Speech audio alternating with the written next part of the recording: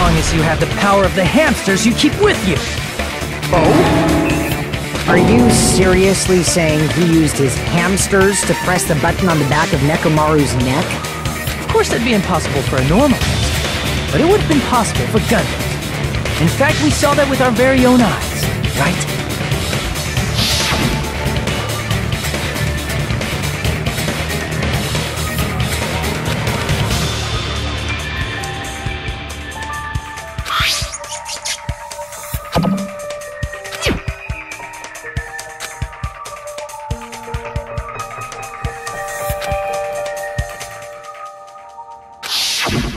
Now that you mention it, after Ibuki was killed in the music venue, one of Gundam's hamsters retrieved the piece of wallpaper from the baton lighting, right? Hey, with your friends and their exceptionally smart brains, it must have been possible to secretly get one of them behind Nekomaru and press the button on the back of his neck. How about it, Gundam?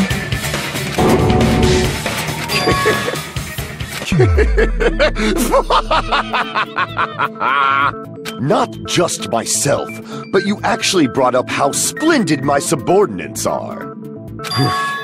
I have no recourse but to admit it. Admit it? Did you say you admit it? It appears I've obtained a one-way ticket to hell. Fine! Then you must trample me underfoot and advance.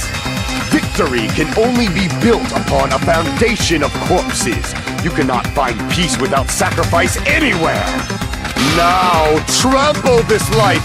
Trample it as though it were mere trash on the side of the road. Pull the curtain strings of this worthless performance with your own two hands.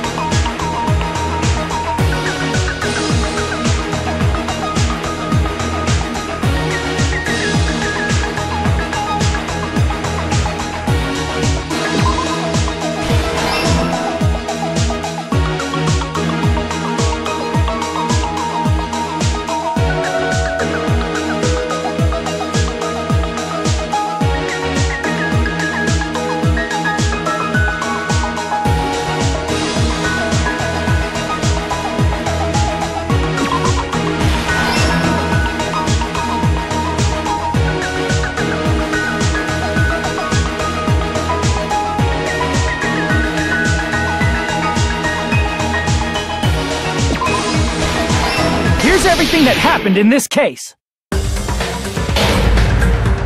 Let's first go over the many tricks the killer prepared before they committed the crime. First, they destroyed the contact elevator. This separated Nagito and the others in Strawberry House from our group in Grape House. Next, they lured Nekomaru out by himself by turning back all the clocks in the funhouse by 2 hours. Additionally, in order to secure an alibi, the killer went to the Strawberry House lounge and set the wall clock's alarm to 5:30 a.m. After finishing their preparations, the killer went to Strawberry Tower with the necessary tools in hand. They obtained these tools from the octagon, which you can enter once you clear the final deck. This means the killer discovered the secret of the funhouse faster than anybody else. That secret being, Strawberry House and Grape House are actually the same building. On the morning of the incident, Nekomaru woke up and headed over to Great Tower for a specific reason.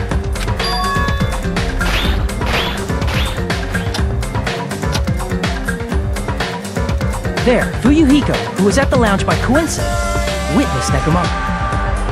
According to Fuyuhiko's testimony, that was around 5 a.m., but by that point, the killer had already messed with our perception of time.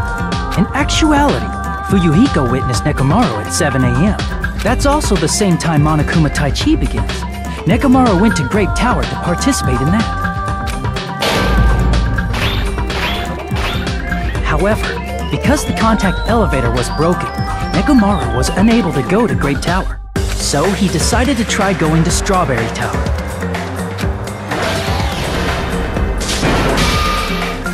But the killer was waiting for him there.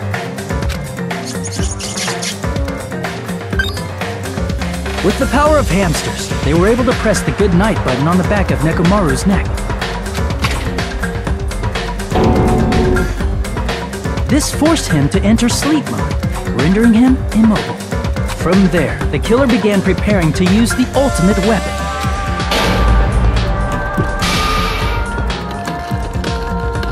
First, they set the alarm in Nekomaru's chest to 7:30 a.m. so he'd wake up.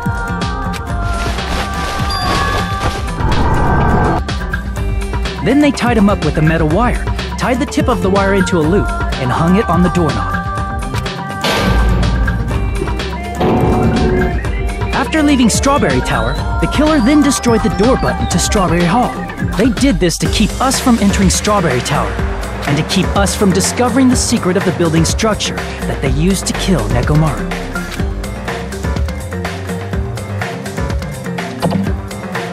Then, they used the secret octagon passageway to travel to Grape House. After arriving at Grape Hall, they pressed the button to open the door to the tower.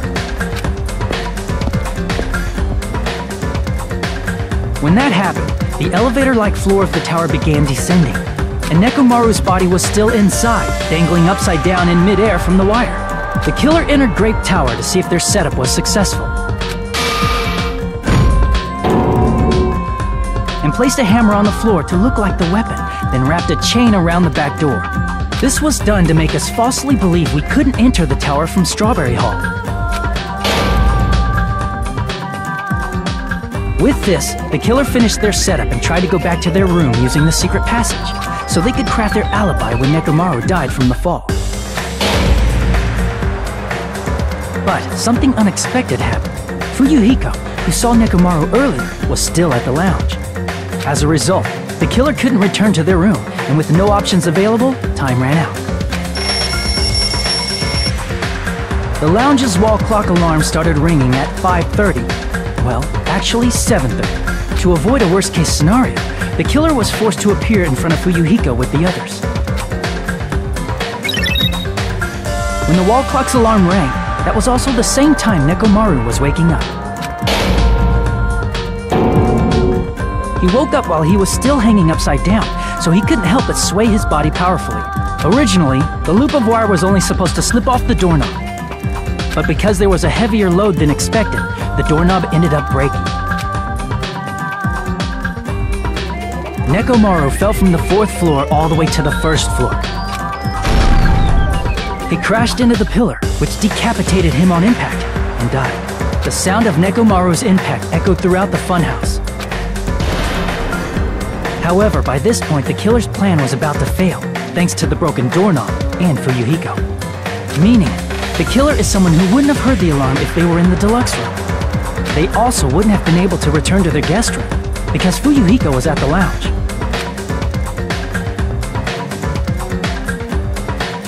That someone is Gundam Tanaka. I can't think of anyone else but you.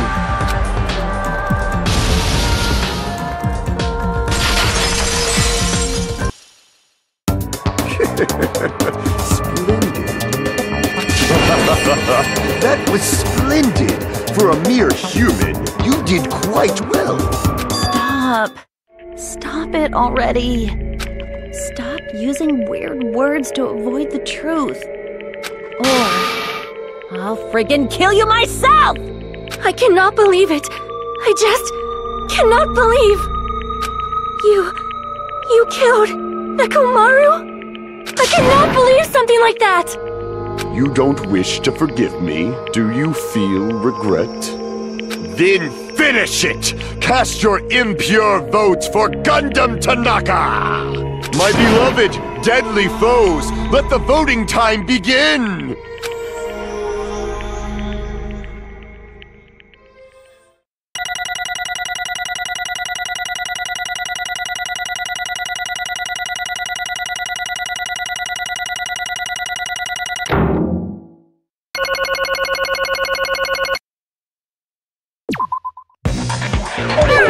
This result isn't all that exciting. Now then, please pull the lever in front of you and cast your vote. Who will be chosen as the blackened? Will you make the right choice or the dreadfully wrong one? Please pull the lever! Crap! I bit my tongue at the most important part!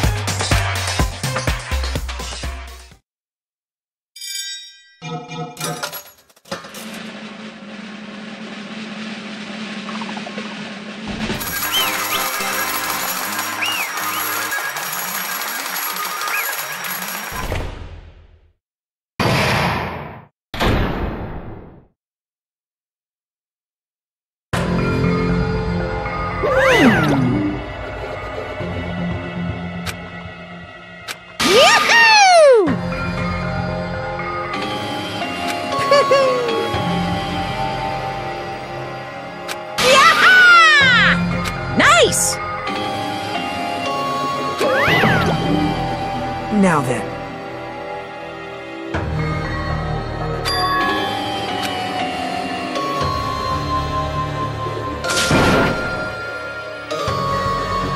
Jeez.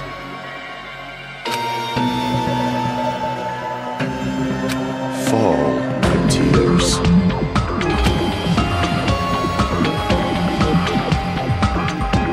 Listen well!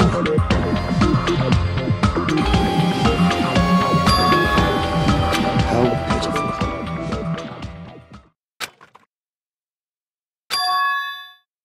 Fine.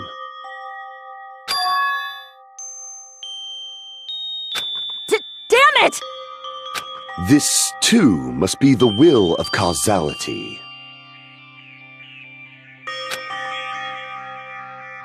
You. Let's make history.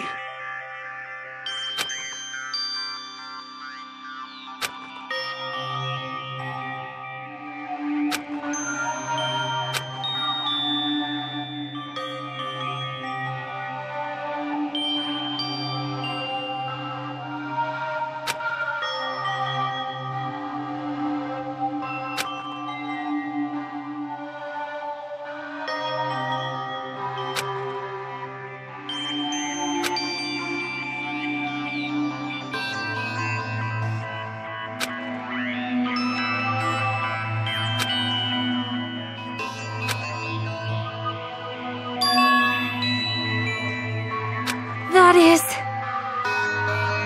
Let me tell you this. Huh?